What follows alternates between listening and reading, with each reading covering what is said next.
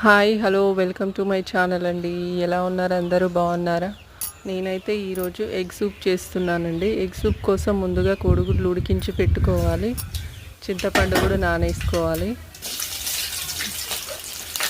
Pan పెట్టి పోపు చేసుకోవాలండి. పచ్చిమిర్చి, కరివేపాకు, ఆనియన్స్ అన్నీ వేసుకొని వేయించుకోవాలి.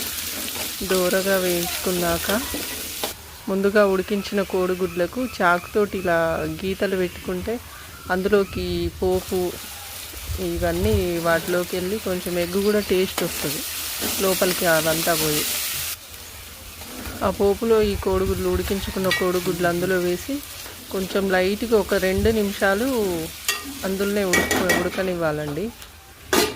ఈ కోడిగుడ్లు కొంచెం ఫ్రై అయ్యేసరికి మనం ముందుగా నానేసుకున్న చింతపండు రసం తీయాలి.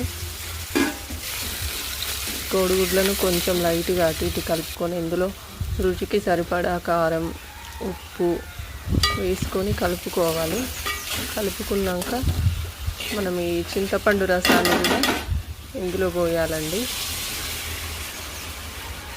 ఇలా పోసాక ఇందులో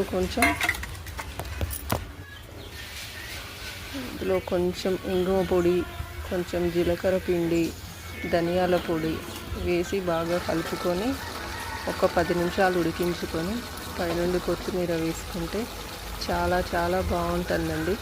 సింపుల్గా ఎగ్ పులుసు రెడీ.